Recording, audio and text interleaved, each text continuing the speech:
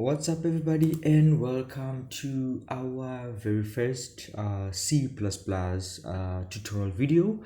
Well, without wasting any time, let's get to discuss, or let's get down to it. So the first thing that we're going to be talking about, let's just discuss the topics I will be covering in this tutorial. So we'll cover variables, we'll discuss data types, and then we'll discuss how one can go about displaying information to the user. But we cannot leave out how one can provide information to the computer, right? So that's getting that information from the user as a PC, right? Cool. So the first things first, right? Let's discuss variables. Now, what are variables? A variable is a storage container. So what happens is that you have a value that you want to store, right, in a variable. So you place that value inside that container and then you store it just like that. So a variable is a storage container that is used to store different variables of different types, and the values of the different types will be discussed in the next slide. Cool. So how do you declare a variable? You specify the data type, which is one thing we're going to be discussing just after we done discussing the rules of naming a variable, because you can't just create a variable without following a certain rules. There are certain rules set out to be followed. Then we'll discuss the variable name. So you have to name your variable. Those are the rules that we'll be discussing right after this slide before we get to the data types. Cool. And then you have an assignment operator, and then you have a value which goes hand in hand with the data type of the variable you just created or declared, right? Or created in memory. Let me just put it that way. Cool. Now let's get to understand how one can name a variable. So a variable can begin with any letter, right, from A to Z. It can be small case or uppercase, it doesn't matter as long as it begins with a letter or an alphabet, one of the 24 alphabets we have, I believe. Hope I'm not making a mistake. It's 24 alphabets. Pretty much sure, yes, 24 alphabets. 24 or 26. Ooh, okay, let me not get to that. Cool. And then we begin with an underscore, right? So these are the two main rules which govern how you start your variable. It can start, or you can start naming your variable with an alphabet from A to Z, all in all, lowercase or uppercase, or you can just choose to start with an underscore. Then we can contain numbers. So after the first character, your variable can contain numbers and can still have any letter from A to Z or an underscore. It is case sensitive. So just for instance, if you check my case, if I have case and then I have another case with the lowercase c or lower alphabet C, those two names are different. They are the same, but they're different when it comes to coding. So they're different in a sense that the other one is kept, so it's case sensitive. If something is case sensitive, if one of the alphabets in the other is of a different case, either uppercase or lowercase, then they are different. Let me just put it that way. Cool. Then your name, right? You can't just get to your name and start adding dollar signs. Man, I love money, I'm just gonna add money there, the pound sign. No, you can't add pound sign, hash sign, hashtag me. No, you can't be doing that. There are rules that must be followed. If you don't follow them, the code will eat you alive. I'm just kidding, but you will get to know that when you get deep, because there are these things called bugs. These bugs are dangerous and they can eat you alive. You can spend the whole night trying to find that bug and kill it, but if you're not careful, the bug will eat you the whole night and you will wake up tired with the bug still doing damage to your code. Cool. You cannot name your variable as same as the keywords. we'll discuss the keywords soon, actually when you get to the coding side. Cool. Now let's get to discuss the data types, right? So we have different data types, right? We have numeric, so these are numbers, but the numbers are divided into different categories. So the first one is integer. So an integer is a whole number or numbers without decimals. And then we have a different category. We have decimals, right? So the first of the type we have in this category is a float, and we have a double. So defining this is just numbers with decimal, right? Cool. And then we move on to the text type. Now, a text type, we have two different types. We have a string. Now, a string is a sequence of characters. It's you properly organizing your alphabets to create a name or to create a sentence that makes sense. Cool. And then we have a char. So this is a string of ASCII values. ASCII table, we'll talk about that because that's where we get to have. But then the idea that you get to know, or the thing that you need to know about this, is that every character that is stored in memory, it is stored and assigned a value. So it has a value that is assigned to it, right? So if it's an A, there is an ASCII value that is associated with A. So you can either declare a variable using that number or using the character itself, because this comes handy when you get to compare two characters, right? The reasoning or what's happening behind the scenes is that you're not actually comparing, or your compiler is not actually comparing the two alphabets, but rather the values that are stored or assigned to them. I believe that makes sense. Last but not least, we have a binary type. This is just a bool, which is a boolean in full. So it's a data type with only two possibilities. You know, when you get to have a question and the question only requires a yes or a no, that's the guy. But then this guy only has true or false. True being represented by 1 and false represented by 0. We'll get to explore this at a later stage, right? So since now we've discussed variables, we've discussed how to declare a variable, then I think it's time to go to our code environment, and then we'll learn how to set up the environment first. Then we will learn how to declare these variables. Let's get started.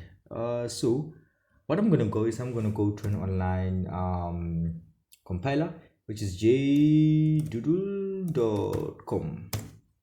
Let's get right to it.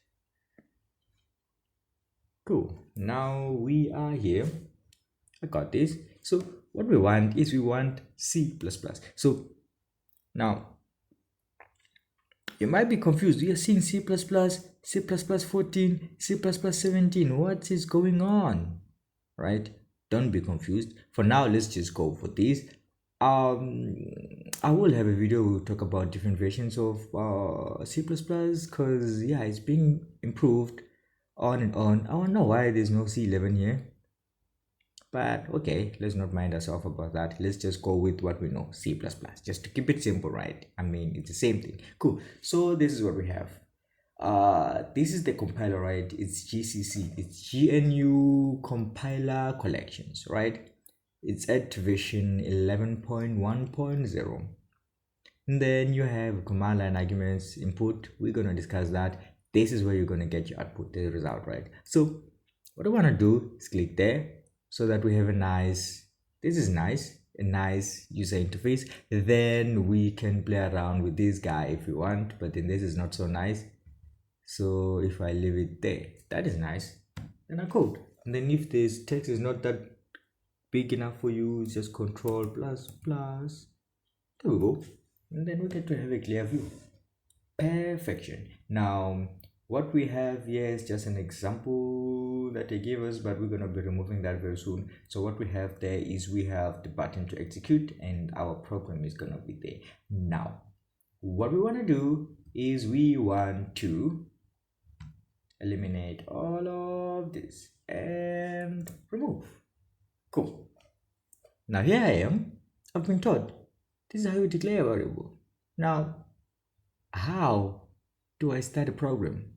You have to set it up first, right? You have to set it up first. Whenever you do something, you don't just do something without planning, right? So this is some sort of a planning. It's a planning for your code. So you have to provide the foundation, which is a plan for your code. Now, you want your code to have access to certain variables or to certain methods, right? So you have to include and then there's a library that you're going to be including, right? It's IO stream. Include input output stream. So it's IO stream, not IS stream, it's IO stream. It's an IO stream, right? Cool. Then you want to use namespace. You want it to be a standard, right? It's namespace. Then you're gonna have a main method. It's an integer. It returns a number, either 1 or 0. If it's 1, then your code didn't successfully compile, and if it's 0, then it compiled successfully. It's main. But nevertheless, if you're confused, I am gonna walk you through this at a later tutorial. For now, we're just setting up our code, then apply the methods that we learned, right? So this is gonna be forming part of our main program. So you just do that. If we execute this, what do we get? It executed, right? There's no error, right? And then you notice that I didn't have a return statement there. So you can either have a return statement. So that statement is saying that I ran all the lines that I had there and there, and I reached this line. So if you reach that line, your code successfully compiled. If not, then there is a problem, right? But we'll talk about that later. For now, let's just keep it this simple. This is your planning. Once you're done with the planning, now you want to start building up, right? You want to start placing the bricks. Cool. So what you have is variables. So you will see this, right? If I type 2 slashes, this is a comment, right? And then what this does, or what this tells the compiler, is that I want you to just indicate what I'll be doing beneath this, but don't consider this guy as a programming statement. So by the way, I want you to avoid or ignore this guy. Cool. So we discussed variables. We have numeric types and decimals, which are 2, and then we have string types, which are 2, and then we have a boolean. So we're going to start with an integer, AKEOIE int. Then we gonna have a float, right? And then we gonna have a double. Double. Then we gonna have a string. Oh yes, a string. Then we're gonna have a char, and then we're gonna end with a boolean. IE bool. Cool. So those are the data types that we discussed. Now let's check the first one, right? It's an int. So an int, what's happening there is you have a number, right? You wanna create a variable called number, but the rule says that, or the format or the syntax says that you must start with a data type. So let's remove that. Cool. Let's specify the data type. And then if I just type int, you will see the color changes, right? That's a keyword. I mentioned when I was explaining that I will explain the keywords now, because it's part of the naming rules that you can't name your variables same as keywords, right? It's an int. Then we just gonna name it number, so you can start with any character. You can include values in between, but we don't need, or we can, since we're gonna have 3 numbers for different types. So we have 1, but we're gonna do that for the other one. We're just gonna call him decimal, I believe. Cool. And then we just use 20, right? Cool. Then you successfully declared an integer. Let's check the float. Then it's decimal, so this is decimal number, right? So this is decimal 1 of float type. Then it's 12.66. Oh, and by the way, when you write a programming statement, you must terminate with a semicolon. Terminate with a semicolon. Everybody cool? Comprende? Yes, comprende. Perfection. Now let's go to double. So this is double, right? And then this is gonna be decimal 2. Cool. Let's give him 50.99. Cool. That's how you declare double. Let's head over to a string. So a string. Ooh. Okay. So it doesn't get to give a color. Well, so it's a string. Let's just declare it name. So the way you define a string, right? You don't just start typing. No. What you do is you store a value, but then that value needs to be sent as a string. So you have to encode whatever that you type in double quotation marks. So it's double quotation marks, opening and closing. Cool. Let's just say MurexTheCoder. Cool. And then you have your semicolon. That's it. And then char is this letter, right? But now with this one, it says text type, right? But since it's just one letter, it has to have single quotation marks. Don't confuse the two. A string, double quotation marks, a character, single quotation marks. So there we go. And then we're just gonna use M. There we go. And then we have a semicolon. Let's head over to the last one, which is a boolean. So it's a bool. What I wanna do, status. And I have a question for you. Okay, what's your marital status? Are you married or not? Well, it's a big no. So that's false, right? Cool. So if it's false, just type in false. There we go. And a space, right? Let's execute this to see if we have successfully declared the variables the right way. And yes, we did. There is no error on our output. And then we have successfully declared the variables, which is what we have covered until now. But this is not enough, right? I mean, you declared, but there's nothing that is happening. All you know that you stored values in memory. But how do I know for sure that I have stored values in memory? There's something else that you need to do. What is that? We're gonna be covering that up next. Let's go to our slides and continue. We have how many slides? So 2 more slides left. Then we get to show this. There we go. So that brings us to the next topic, displaying information. I mean, it's good that you create a storage in memory, or you assigned a certain storage from memory to your variable. Then you store a certain value, right? But then how do I display contents that I just stored in my container? Cool. Here goes the syntax. You're going to be using an object called cout. It's a cout object followed by a stream insertion operator, then followed by a value, right? It's value. Then stream insertion operator, then you're gonna end your line with a semicolon. So this ENDL is just ending a line, but I will also show you a way of ending a line using an escape character.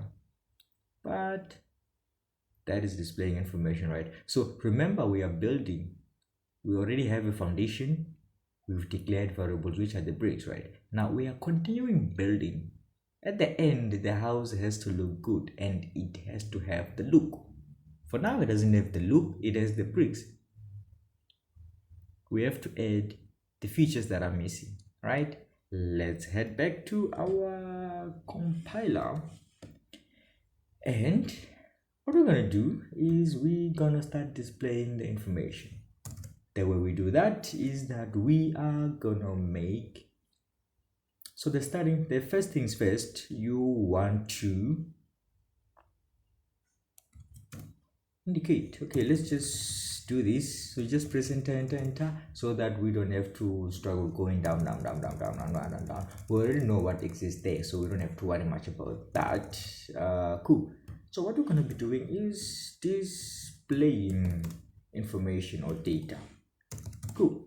So the way to do this, as we discussed, it's quite simple. What you use is cout object stream session operator. We're going to talk about operators later on. I do hope that I'm saying the operator right, because it's been quite long without actually doing any of C++ coding, but I'm sure it's right.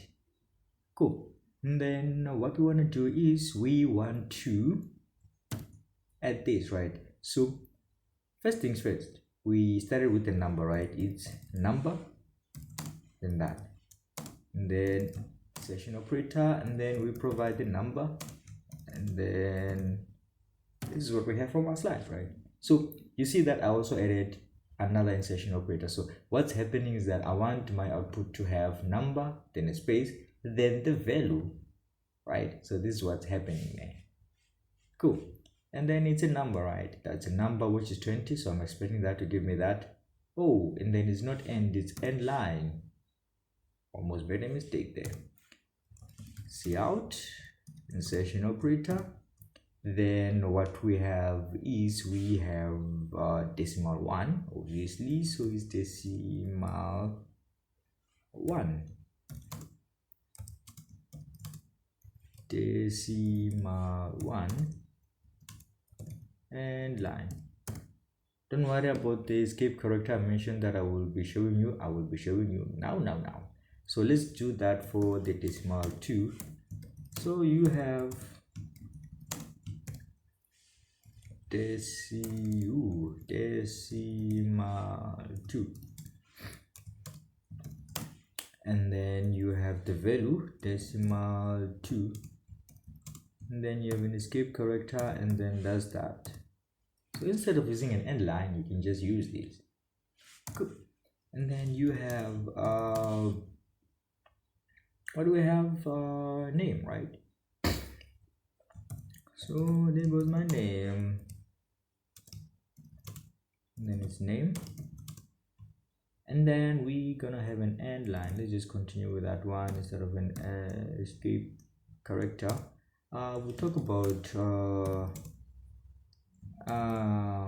good programming practices once we're done with the concepts or the basic stuff, obviously, and then we're gonna get to that, so that you can write a code that is easy to follow with one style, not too many styles, right? I'm using end line, I'm using escape character. This is not really good. You have to stick with one, right? Cool. So what we're gonna do there is we have name, right? So we're gonna do letter,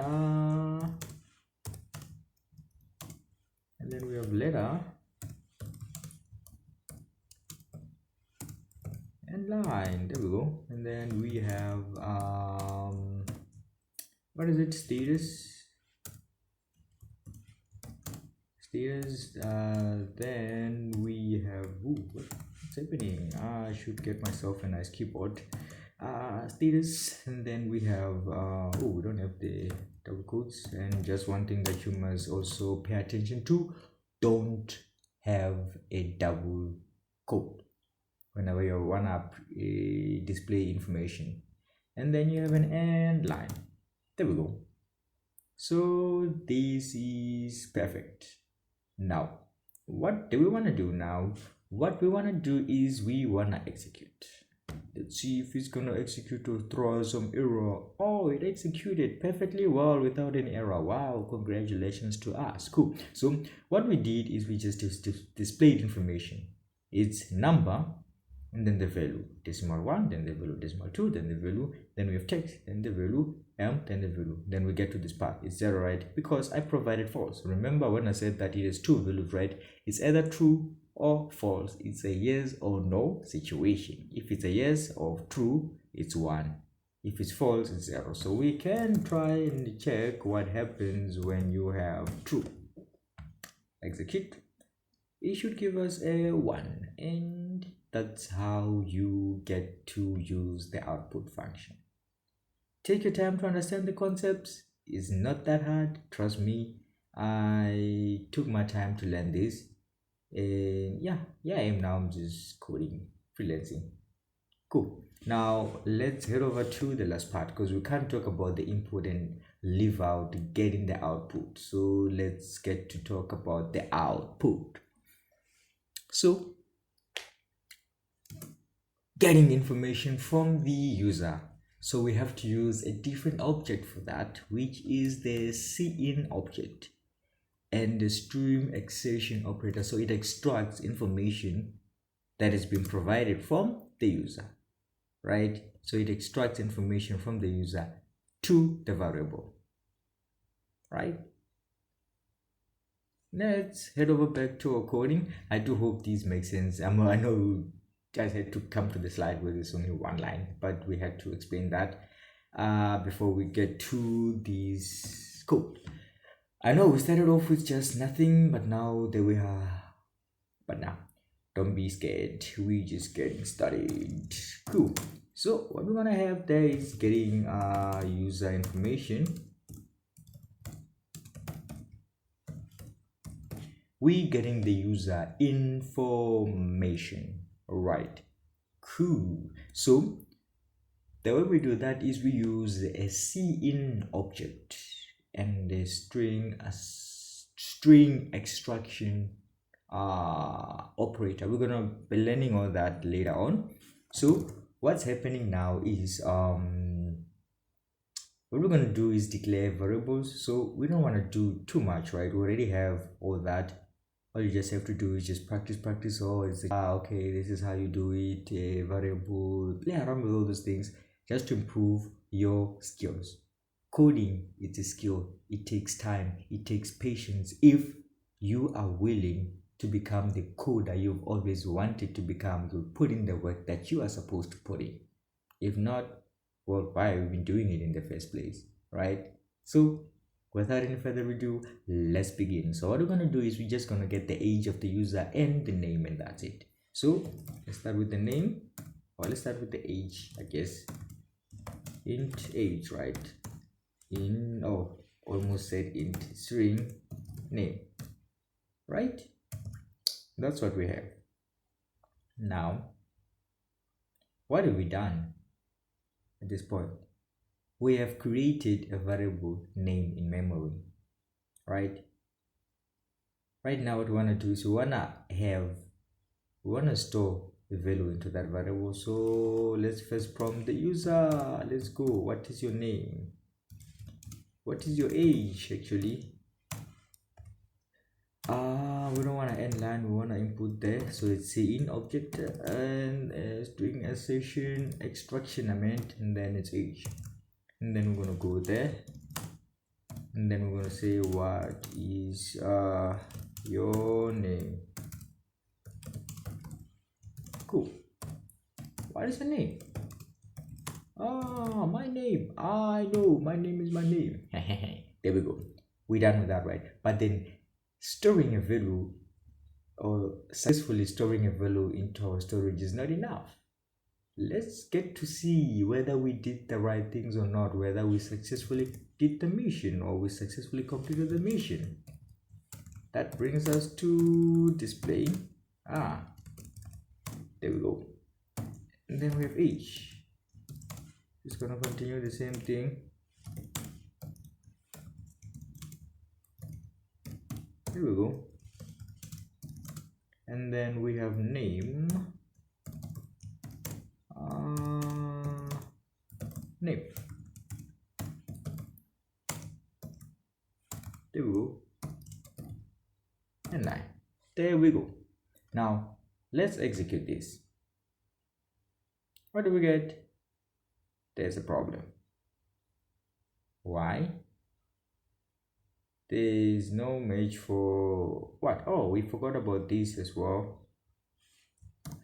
It's that's the format, 2 less than signs, right? Not just one. So we are missing, there's no match for that operator. Then we have a string, right? The declaration, right? We don't have that. So let's head over to our top. So what we have is a string, right? But then if you want to fully use a string on our code, we have to import a string library. And to do that, we have to go there and include